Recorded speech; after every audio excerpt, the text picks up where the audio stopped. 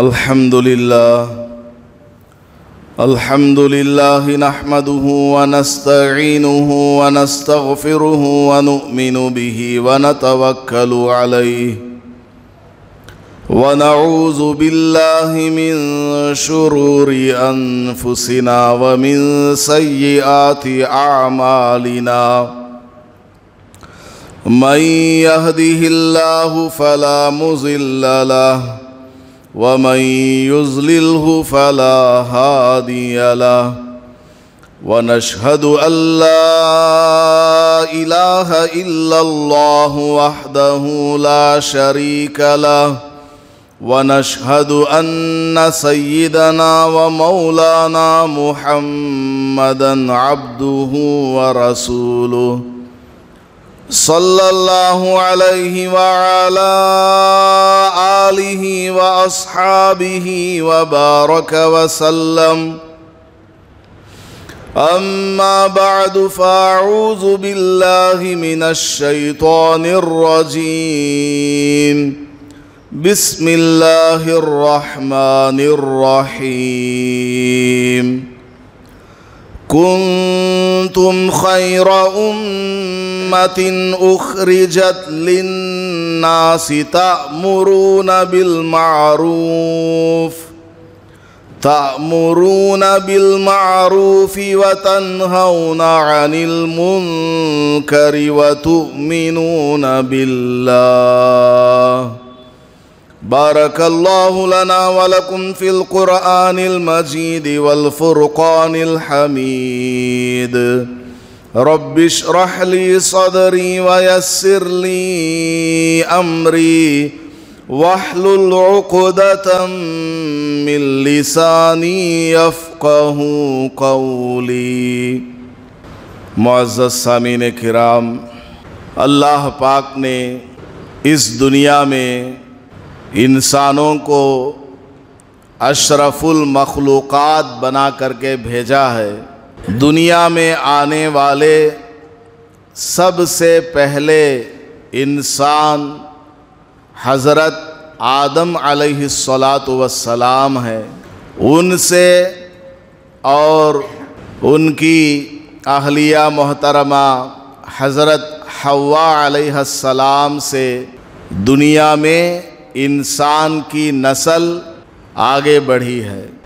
دنیا میں کم و بیش 1.25 لاکھ انبیاء علیہم السلام کو اللہ پاک نے مبعوث فرمایا ہے، بھیجا ہے۔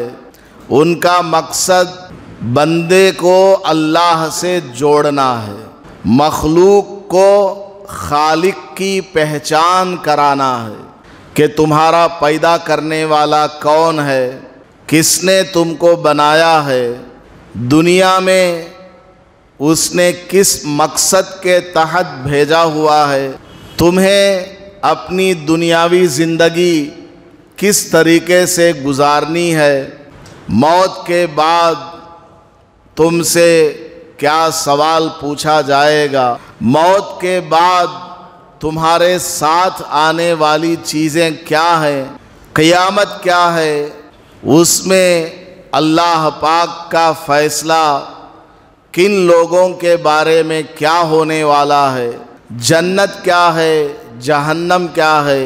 غرض ہے کہ اللہ تبارک و تعالیٰ نے جو ان کو سکھایا ہے وہ اپنے بعد والوں کو اور اپنی قوم والوں کو سکھانا اور اس کو پھیلانا، یہ پیغمبروں کے آنے کا مقصد ہے، تاکہ انسان اپنی حقیقت کو جانے، انسان اپنے آپ کو پہچانے کہ وہ دنیا میں دوسری مخلوق کی طرح نہیں ہے، جانور کی طرح نہیں ہے، پیڑ پودے اور پتھر کی طرح نہیں ہے، بلکہ وہ انسان ہے اور مسلمان ہے۔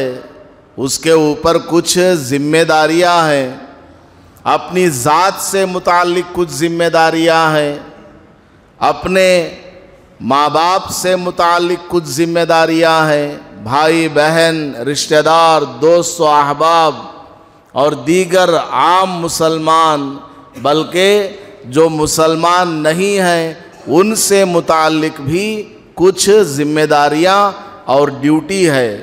پیغمبر دنیا میں آتے ہیں، اپنا وقت پورا کر کے چلے جاتے ہیں، دنیا میں پھر بگاڑ آ جاتا۔ جب تک پیغمبر تھے وہ اصلاح فرمایا کرتے تھے، لوگوں کے دلوں کی اصلاح فرماتے تھے، لوگوں کو خیر کی طرف، بھلائی کی طرف بلایا کرتے تھے، برے کاموں سے روکا کرتے تھے۔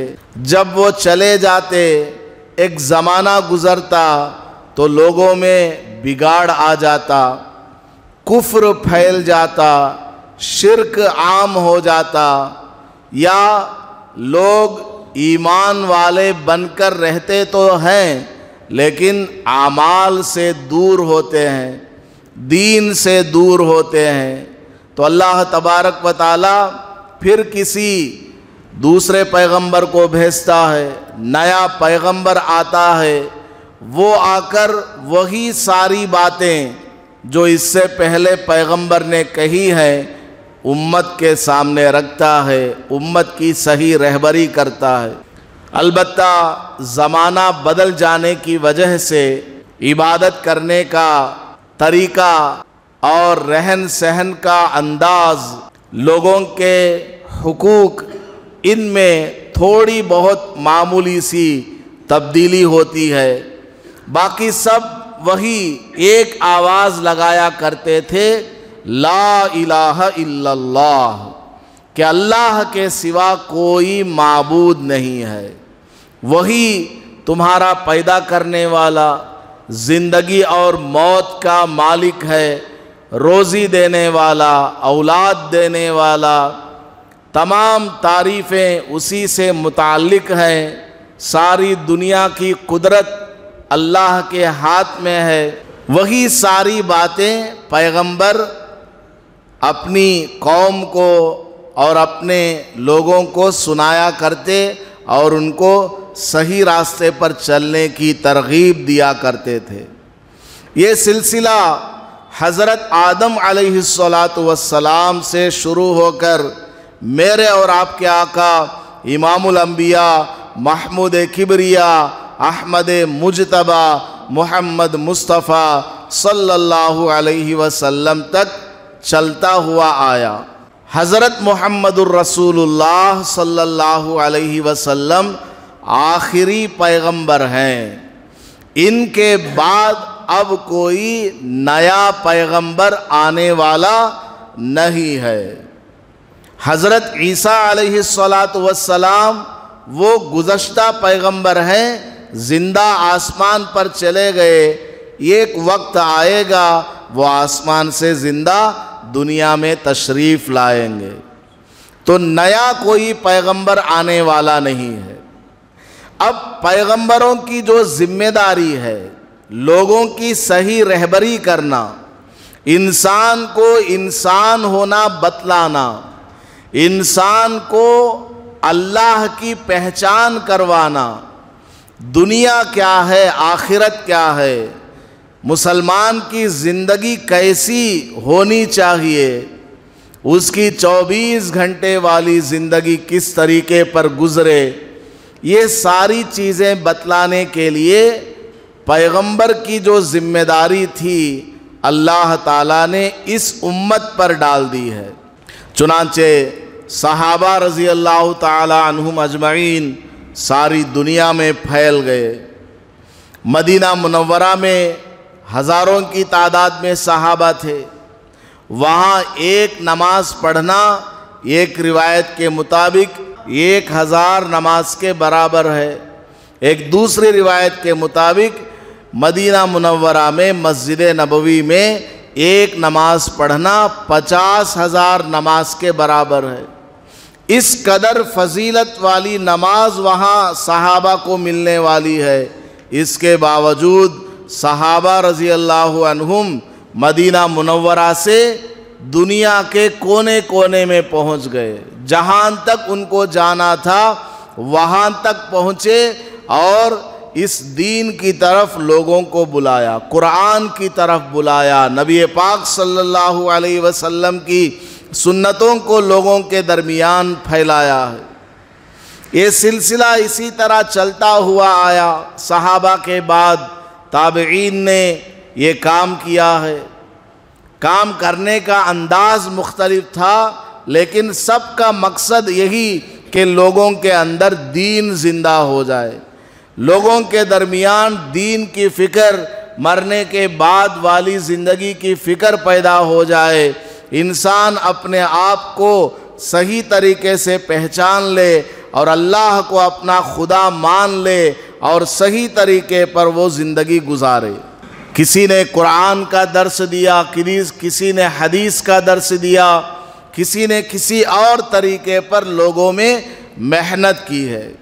یہ سلسلہ چلتا ہوا آیا، تابعین، تبع تابعین، ائمہ مجتہدین، اولیاء اللہ، اس طرح یہ سلسلہ چلتا ہوا آیا۔ زمانہ بدلتا گیا۔ پہلے کیسا تھا؟ لوگ خود بخود علماء کے پاس جایا کرتے تھے، مسجدوں میں آیا کرتے تھے، مسجدوں میں درسگاہیں، کلاس رومز لگے ہوئے ہوتے تھے۔ کوئی درخت کے نیچے پڑھا رہا ہے، کوئی کسی دیوار کے سائے میں پڑھا رہا ہے، کوئی بغیر سائے ہی اپنا درس چالو کیا ہوا ہے۔ لوگ دور و دراز سے خود بخود آیا کرتے تھے، علماء کی خدمت میں ایک ایک سال، دو سال، 10 سال کا وقت لگا کر کے دین سیکھا کرتے تھے۔ جون جون زمانہ آگے بڑھتا گیا، لوگوں کے اندر سستی آ گئی، کاہلی آ گئی۔ اب لوگوں نے مسجدوں کو آنا چھوڑ دیا، مدرسوں میں جانا چھوڑ دیا، اولیاء اللہ کی خانقاہوں میں جانا چھوڑ دیا، بزرگان دین کی خدمت میں جانا چھوڑ دیا۔ نتیجہ کیا ہوا؟ لوگوں کے اندر بے دینی بہت زیادہ پھیلتی چلی گئی، لوگوں کے اندر بگاڑ آتا چلا گیا۔ حالانکہ اسی امت پر ذمہ داری ہے کہ ان لوگوں کو بھلائی کی طرف بلایا جائے، برائیوں سے روکا جائے۔ تو اللہ پاک نے حضرت مولانا الیاس صاحب کاندھلوی رحمت اللہ علیہ کے دل میں ایک طریقہ ڈالا، ان کے دل میں فکر پیدا ہوئی کہ عام لوگوں کو دین کی طرف کیسے جوڑا جائے، عام لوگوں کو مسجد سے قریب کیسے کیا جائے، مدارس کی اہمیت عام لوگوں کے دلوں میں کس طرح پیدا کی جائے، موت اور اس کے بعد والی زندگی کی فکر عام لوگوں کے دلوں میں کس طرح زندہ ہو۔ خود اپنی بھی فکر کریں، دوسروں کی بھی فکر کریں، اپنے گھر والوں کی بھی فکر کریں، دوست و احباب، رشتہ دار اور دیگر مسلمانوں کی بھی فکر کریں۔ اس کے لیے کیا طریقہ مناسب ہے؟ حضرت مولانا الیاس صاحب رحمت اللہ علیہ کے دل میں اللہ پاک نے ڈالا، اسی طریقے کا نام دعوت و تبلیغ ہے، تبلیغی جماعت ہے۔ حضرت مولانا الیاس صاحب رحمت اللہ علیہ نے دارالعلوم دیوبند کے اس وقت کے جو بڑے بڑے اساتذہ کرام تھے، حضرت محمود الحسن، شیخ الہند محمود الحسن دیوبندی رحمت اللہ علیہ، حضرت مولانا حسین احمد مدنی رحمت اللہ علیہ، اس طرح کے بڑے بڑے اکابرین سے مشورہ کر کے اس کام کو جاری کیا۔ یہ تبلیغی جماعت کا کام انتہائی آسان کام ہے، ہر آدمی اس کام میں لگ سکتا ہے اور ہر آدمی اس کام کا طریقہ آسانی سے سیکھ سکتا ہے۔ اس کام کا مقصد کیا؟ اپنی آخرت بن جائے۔ اس کام کا مقصد کیا؟ خود بھی سدھرو اور دوسروں کو بھی سدھارنے کی کوشش کرو، خود بھی صراط مستقیم پر چلنا سیکھو اور دوسروں کو بھی صراط مستقیم پر چلانا سیکھو۔ اس کام کا دوسرا کوئی مقصد نہیں، دوسرا کوئی مفاد نہیں ہے۔ اور اکابرین تبلیغ نے بڑے ہی سوچ اور سمجھ کے بعد 6 چیزوں کو اس میں بنیاد بنایا ہے، 6 صفات جن کو کہا جاتا ہے، 6 نمبر جن کو کہا جاتا ہے۔ ان کے اندر بڑی ہی جامعیت ہے، ان کے اندر بہت ہی گہرائی ہے۔ 6 چیزوں کو اس تبلیغی جماعت کے لیے بنیاد بنایا ہے، جن کو 6 نمبر یا 6 صفات کہا جاتا ہے۔ سب سے پہلی چیز ہے ایمان۔ آدمی ایمان کے بارے میں سیکھے اور دوسروں کو بھی سکھائے۔ ایمان کیا ہے؟ اقرار بندگی ہے، اقرار عبدیت ہے، اقرار غلامی ہے، یعنی اس بات کا اقرار کرنا کہ میں اللہ کا بندہ ہوں، دل سے بھی ماننا اور زبان سے بھی اقرار کرنا، یہ ہے ایمان۔ لا الہ الا اللہ محمد الرسول اللہ۔ لا الہ الا اللہ کا مطلب کیا؟ اللہ کے سوا کوئی معبود نہیں ہے، اللہ کے سوا کوئی خالق نہیں، رازق نہیں، زندگی اور موت کا مالک اللہ تبارک و تعالی ہے۔ وہی ساری کائنات کو پیدا کرنے والا، وہی چاند کو نکالنے والا، سورج کو نکالنے والا، بارش برسانے والا، ہواؤں کو چلانے والا، سوکھی زمین میں سے سبز درخت اور پودوں کو نکالنے والا، پھل دینے والا، اناج اگانے والا، اور جب وقت آئے گا قیامت کا دن لانے والا، سب کچھ ہونے کا یقین اللہ کے ساتھ جوڑا جائے کہ اللہ تعالیٰ جو چاہے گا وہی ہوگا، اور اللہ جو نہ چاہے وہ ہرگز نہیں ہو سکتا۔ یہ یقین ہمارے دلوں میں آ جائے اور دوسروں کو بھی سکھایا جائے۔ اور محمد الرسول اللہ، محمد اللہ کے رسول ہیں صلی اللہ علیہ وسلم۔ یہ ہمارے دلوں کے اندر اس بات کا پختہ یقین ہو جائے، ایمان پیدا ہو جائے کہ ہمارے آخری پیغمبر کون ہیں؟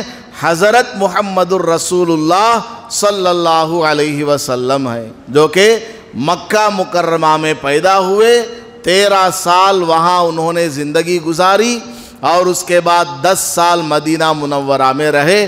وہیں آپ کی آج آرام گاہ ہے، روضہ مبارک ہے۔ اللہ کا حکم اور نبی کا طریقہ، اس کو دل و جان سے مان لینا، یہ ہے ایمان، اقرار بندگی کہ اے اللہ میں تیرا بندہ ہوں، رسول اللہ کا امتی ہوں، میں تیرا حکم مانوں گا رسول اللہ کے بتائے ہوئے طریقے پر، میں نماز پڑھوں گا رسول اللہ کے بتائے ہوئے طریقے پر، میں کھانا کھاتا ہوں، چلتا ہوں، پھرتا ہوں، اٹھتا ہوں، بیٹھتا ہوں، میرا جینا، میرا مرنا، میرا جاگنا، سونا، کاروبار، شادی بیاہ، لوگوں کے ساتھ معاملات، یہ سب کے سب اے اللہ میں رسول اللہ صلی اللہ علیہ وسلم کے طریقے پر تیرا حکم سمجھ کر کے کرتا ہوں۔ تو اس چیز کو مان لینے کا نام کیا ہے؟ ایمان ہے۔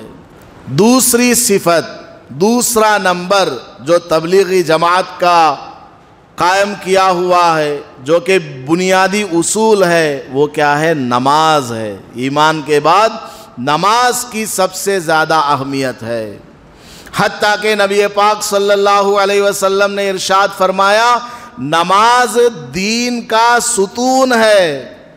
جس طرح بلڈنگ کے لیے ایک پلر ہوتا ہے، اسی طرح دین کا پلر نماز ہے۔ اگر نماز نہیں تو وہ بلڈنگ انکمپلیٹ ہے، کبھی بھی وہ بلڈنگ گر سکتی ہے۔ من ترک الصلاۃ متعمدا فقد کفر، نماز چھوڑنا اس قدر بری چیز ہے، نبی پاک صلی اللہ علیہ وسلم نے ارشاد فرمایا کہ جس نے جان بوجھ کر کے نماز کو ترک کیا، چھوڑا، وہ ایسا ہے جیسا کہ اس نے کفر کو کر لیا ہو، ایمان سے نکل گیا ہو، اتنا بڑا گناہ ہے۔ اگر کسی آدمی کی ایک وقت کی نماز قضا ہو جائے، اس کو اتنی فکر ہونی چاہیے، اتنی فکر ہونی چاہیے جیسا کہ اس کی ساری دولت لٹ گئی ہو، اس کا گھر اجڑ گیا ہو، اس کے سارے رشتہ دار مر گئے ہوں، بازار میں ایک اکیلا خالی ہاتھ کھڑا ہوا ہو۔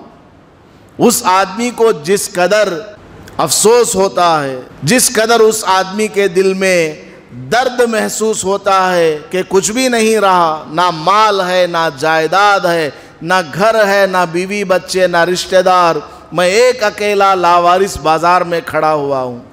اتنی فکر اور اس قدر غم ایک نماز کے قضا ہونے پر آدمی کو ہونا چاہیے۔ تو دوسری صفت جو تبلیغی جماعت میں باضابطہ سکھائی جاتی ہے وہ کیا ہے؟ نماز کی اہمیت، کیونکہ نماز کے بغیر مسلمان کہلانے کے لائق نہیں ہے۔ صرف جمعہ نماز پڑھ لینا، جنازے کی نماز میں آ جانا یا عید کی نماز میں آ جانا، یہ کوئی مسلمان نہیں، نام کا مسلمان ہے۔ 5 وقت کی نماز کا اہتمام کرنا یہ اصل کام ہے کرنے کا۔ تو نماز کی اہمیت اس میں سکھائی جاتی ہے، نماز کے فضائل بیان کیے جاتے ہیں، اور نماز پڑھنے پر دنیا میں کیا فائدے حاصل ہوتے ہیں، مرنے کے بعد کیا فائدے حاصل ہوتے ہیں، اس کو اس میں سکھایا جاتا ہے۔ اور نماز کا طریقہ، وضو ہے، غسل ہے، اس کے فرائض، سنتیں، یہ ساری چیزیں اس میں سکھائی جاتی ہیں۔ خود بھی سیکھو اور دوسروں کو بھی سکھاؤ۔ اور یہ جو نماز تھی یہ کیا؟ اظہار بندگی ہے، اظہار غلامی ہے، اظہار عبدیت ہے کہ میں تیرا بندہ ہوں، تو بندہ ہونے کا اظہار میں کروں گا۔ کیسے کروں گا؟ نبی کے طریقے پر نماز پڑھوں گا، نبی کے طریقے پر وضو کروں گا، نبی کے طریقے پر غسل کروں گا، نبی کے طریقے پر روزہ رکھوں گا، نبی کے طریقے پر حج کروں گا، نبی کے طریقے پر زکوٰۃ دوں گا، نبی کے طریقے پر شادی بیاہ، کھانا پینا، سب کچھ۔ تیسری چیز ہے علم و ذکر۔ علم کیا ہے؟ اب بندگی کرنا ہے، نماز پڑھنا ہے، روزہ رکھنا ہے، حج کرنا ہے، زکوٰۃ دینا ہے، تو اس کے لیے کیا ضروری ہے؟ ان کاموں کو کرنے کا طریقہ سیکھا جائے۔ علم کا خلاصہ یہی ہے کہ بندگی کا دستور کیا ہے، دستور بندگی، طریقہ بندگی، دستور عبدیت، طریقہ عبدیت، طریقہ غلامی، اللہ کی عبادت کرنے کا کیا طریقہ ہونا چاہیے، اس چیز کو جاننا علم کہلاتا ہے۔ ہر ایک مسلمان مرد اور عورت پر فرض ہے کہ 24 گھنٹے والی زندگی میں وہ جن کاموں کو کرتا ہے ان کاموں کو کرنے کا طریقہ جان لے، کہ مجھے وضو کرنا ہے، طریقہ کیا، غسل کرنا ہے، طریقہ کیا، نماز پڑھنی ہے، طریقہ کیا، روزہ ہے، طریقہ کیا، حج ہے، طریقہ کیا ہے، زکوٰۃ ہے، اس کا کیا طریقہ، میاں بیوی زندگی گزاریں کیسے، ماں باپ کا حق کیا، اس کا کیا طریقہ ہے، یہ ساری چیزوں کو جاننا یہ فرض ہے ہر ایک مسلمان پر۔ کاروبار کرنے جا رہا ہے، اسلامی اعتبار سے یہ کاروبار حلال ہے یا حرام ہے، کاروبار میں کس طریقے پر کروں، یہ ضروری ہے، فرض ہے ہر ایک آدمی پر۔ یہ چیز تبلیغی جماعت کے اندر سکھائی جاتی ہے کہ علم حاصل کرو، اور علم آتا کہاں سے ہے؟ علماء سے آتا ہے۔ مولانا، مفتی حضرات کے پاس آپ کو آنا پڑتا ہے، سیکھنا پڑتا ہے، پوچھنا پڑتا ہے، ہر چیز کو وہ جاننے والے ہیں، اور وہ آپ کو قرآن و حدیث کی روشنی میں، صحابہ رضی اللہ عنہم اجمعین کے عمل کی روشنی میں آپ کو بتائیں گے۔ اور ذکر ہے اس کے بعد، ذکر کیا ہے؟ استحضار بندگی، استحضار غلامی، استحضار عبدیت، یعنی ہمیشہ آدمی کے دل میں یہ خیال گھومتا رہے کہ میں چاہے کچھ بھی ہوں، مالدار ہوں یا غریب ہوں، تنگ دست ہوں یا فراخ دستی ہے میرے پاس، بیمار ہوں یا صحت مند ہوں، گھر میں ہوں یا باہر ہوں، اکیلا ہوں یا 4 آدمیوں میں بیٹھا ہوا ہوں، دل میں ہمیشہ یہ خیال آتا رہے کہ مجھے وہ ایک ذات دیکھ رہی ہے، مجھے وہ اللہ تعالیٰ دیکھ رہا ہے۔ رات کی اندھیری ہو، کالے رنگ کا پہاڑ ہو، کالی چونٹی اگر چل رہی ہے، اس کو بھی اللہ تعالیٰ 7 آسمانوں سے دیکھنے والا۔ ہمارے دلوں کے اندر چلنے پھرنے والے خیالات سے بھی وہ واقف ہے، وہ جانتا ہے۔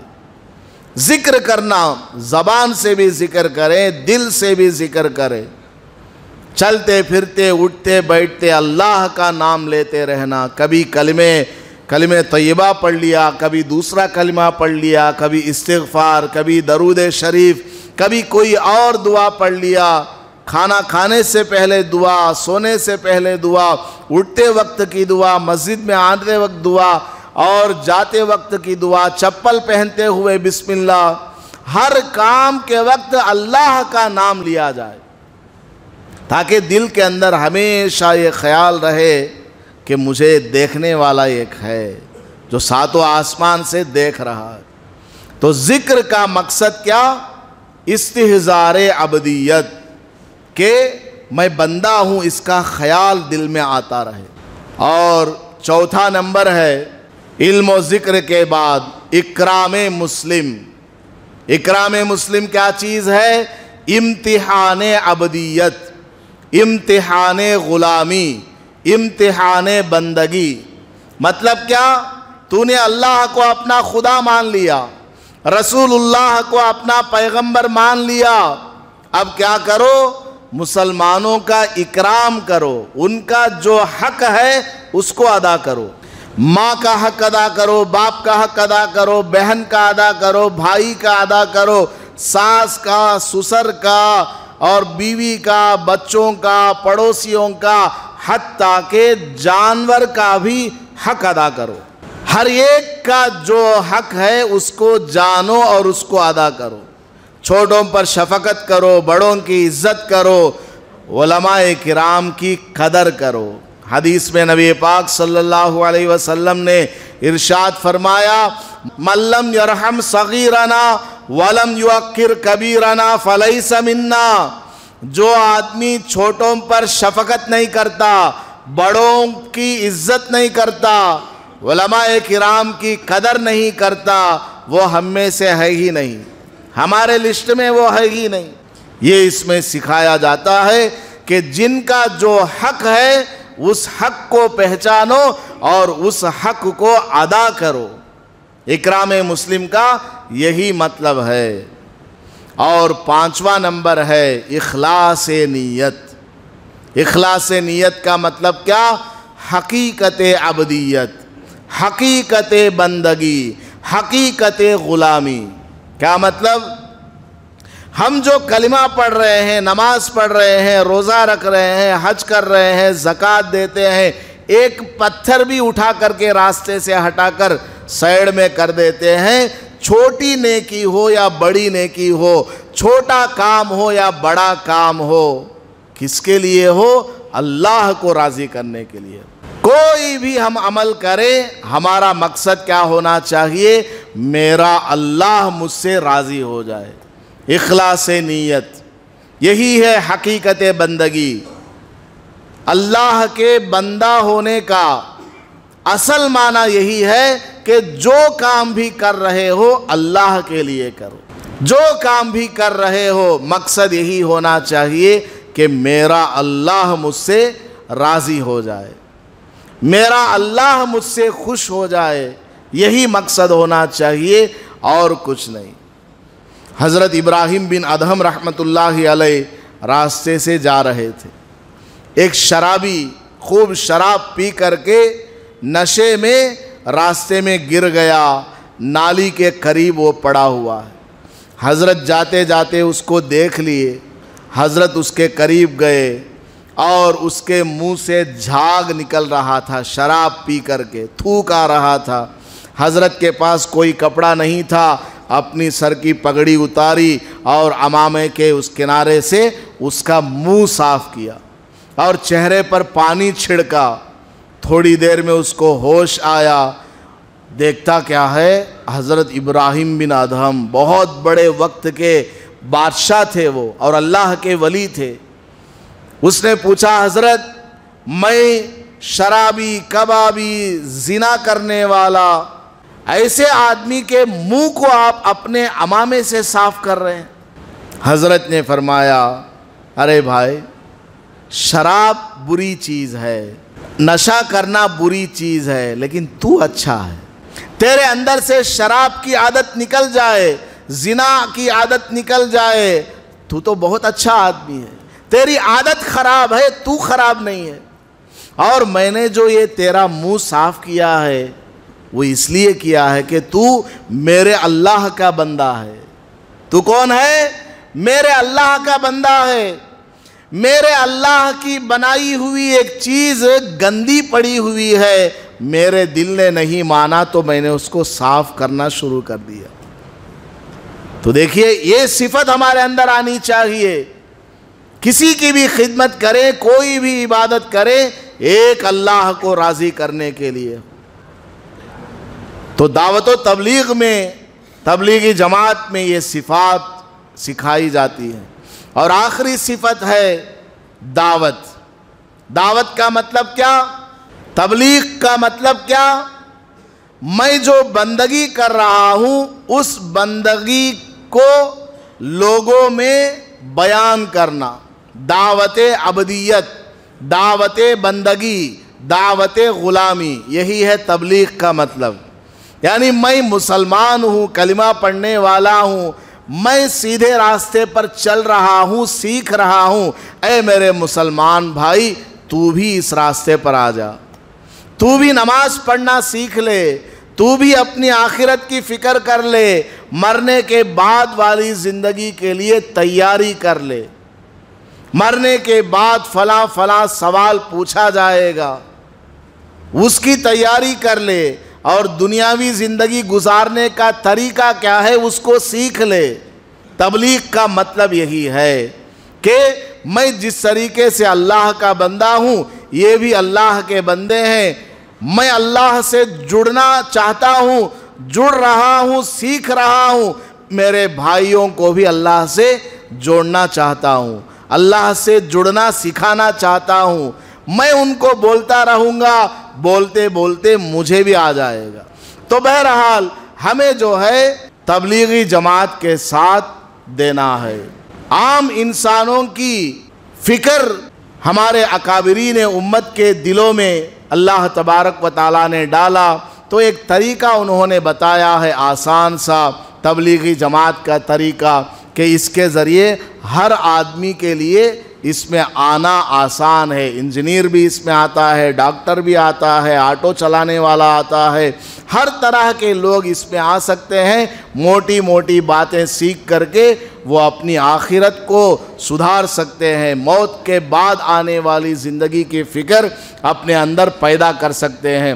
جب اس راستے میں لگیں گے اور سیکھتے رہیں گے تو دین کے جو دوسرے شعبے ہیں، دوسرے مسائل ہیں، ان کا حل کرنے کے لیے یہ لوگ مساجد میں آیا کریں گے، مدارس میں جایا کریں گے، علماء کے پاس آیا کریں گے، بزرگان دین کی خدمت میں بھی جایا کریں گے۔ اللہ پاک ہمارے دلوں میں اپنی فکر اور اپنے بھائیوں کی فکر کو پیدا کرے، مرتے دم تک اچھے کام کرتے رہنے کی اور دوسروں کو بھی اچھی باتوں کی طرف بلاتے رہنے کی توفیق عطا فرمائے۔ آمین۔ وآخر دعوانا ان الحمد للہ رب العالمین۔